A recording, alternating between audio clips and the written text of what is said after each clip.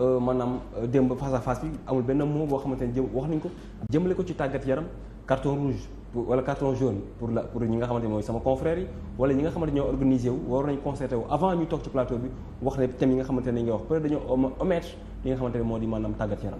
waaw xam nga il faudrait pas que les gens aillent vite en besogne. Parce que je pense que aussi dans les rédactions les gens auraient pu s'organiser ñi ñu invité ñu ne kat par exemple moi je suis au niveau du desk sport par exemple on invite un de mes confrères comme Babou qui va en face du chef de l'État je dis à Babou soo demee nga laajal ma chef de l'État lan mooy la nouvelle politique sportive parce que mi ngi doo ko toog mais suñ ko laajulee chef de l'État aussi chef de l'État du ci mën dara. est-ce que c'est pas organisé. non c'est pas organisé les gens dañuy wax rek parce que aussi soo gisee débat bi ni mu demee nga xam ni c'était pas organisé quoi honnêtement c'est vrai il y a des thématiques.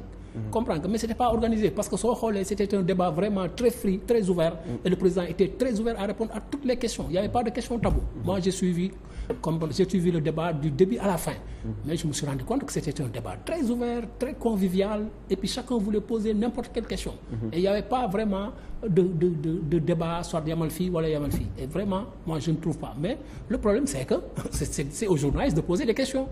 Aussi si les journalistes ne posent pas des questions aussi le président ne peut pas dire attends moi je vais parler du sport ou bien je vais parler de la culture ou de la lutte. Donc, je suis désolé parce que on parlait des 100 jours au moins du président Bassirou Diomaye Diakhar Faye donc ils revenaient à nos confrères de parler au moins de poser des questions concernant le sport et je sais que ni par exemple ñoom dans leur projet ils ont peut-être un bon projet pour le sport soo xoolee par exemple au niveau du ministère des sports les gens sont en train de travailler sur le nouveau cadre juridique comprendre donc de la réglementation des textes qui sont en train de mettre à jour.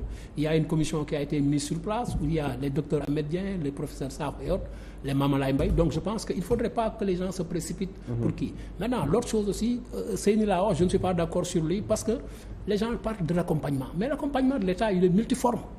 L'État t'accompagne en termes de sécurité. Ça, c'est de l'accompagnement. Les infrastructures sportives appartiennent à l'État aussi. La couverture médicale appartient à l'État. Il ne faudrait pas que les gens pensent que l'accompagnement de l'État doit venir uniquement. Moi, je pense qu'aujourd'hui, il revient, comme Greg l'a parlé tout à l'heure, de ce qu'on appelle l'écologie du sport, c'est-à-dire l'attractivité du sport. Il faudrait que le jeu soit beaucoup plus attractif pour attirer autant d'annonceurs, autant de sponsoring. Et aussi, comme je l'ai dit tantôt, il faudrait... le championnat sénégalais est attractif. Non, très attractif. Non, il est très attractif. Moi, je suis le championnat régulièrement, très attractif. Mais aussi, il faudrait qu'à chaque fois, si la fédération sait que il y a la fédération de football, il y a la ligue professionnelle, la ligue amateur, mais la fédération, en signant des contrats, pourra dire à un sponsor, écoute, moi, je signe pour un package, pour le football dans sa globalité, mais pas uniquement pour les équipes nationales. Ça aussi, je pense qu'il faut aller dans ce sens-là. Il faut aujourd'hui mutualiser de sorte que, au moins, que le football professionnel, que le football amateur puisse au moins y tirer profit. Et c'est ça.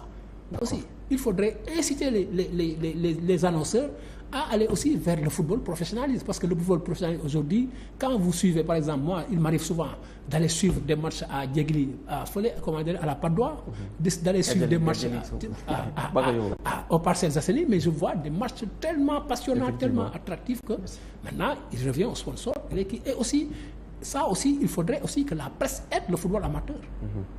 Parce que souvent, la presse ne couvre pas le sport amateur. Et c'est ça le danger aujourd'hui. Les gens ne couvrent ce qui est événementiel. Rarement, peut-être qu'à un degré moins stade, record, mais les autres, ils n'en font même pas allusion dans leur page sportive. Et je pense que aussi ça, c'est aux dirigeants aussi d'inciter aussi les journalistes, ou bien même ne serait-ce chercher un chargé de com de la ligue amateur, chercher un chargé de com comme au niveau de la ligue professionnelle, à chaque fois qu'il y a des résultats, de pouvoir au moins les balancer à Babou, à Grégoire, pour qu'ils puissent les communiquer. D'accord.